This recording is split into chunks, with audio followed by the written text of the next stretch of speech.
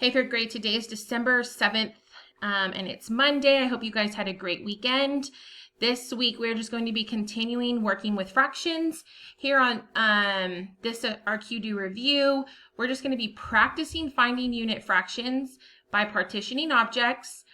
That's breaking the objects up so we can compose and decompose fractions. So we can put fractions together and then break fractions apart. So I have a video here modeling what this slide is going to look like. So in this slide, you're going to be finding the unit fraction and what the whole is, how you would represent the whole. So make sure you watch this video first so you know how to do this slide. Then in this slide, I'm going to be partitioning. It was a cake in this video, and then you guys are going to be partitioning this sandwich and labeling each of the fractions. 1/3, and then you're going to partition it into pieces that are not fractions.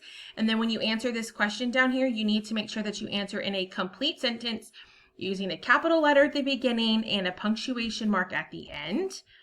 Here I model 2 of the 4 problems on this page, finding the unit fractions and then composing and decomposing the fraction. And this is where you're going to do it. You're going to work it out here.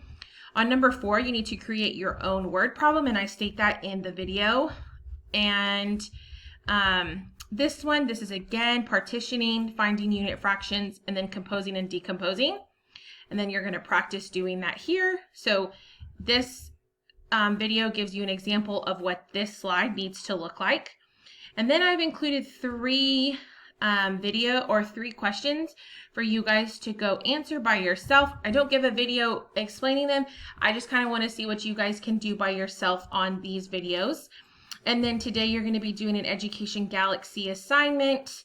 And then that will be your math lesson for today. Remember, if you have any questions, you need to be hopping onto office hours or sending me an email or Google Classroom messages or a message on ClassDojo. Hope you guys have a great day, and we will see you later.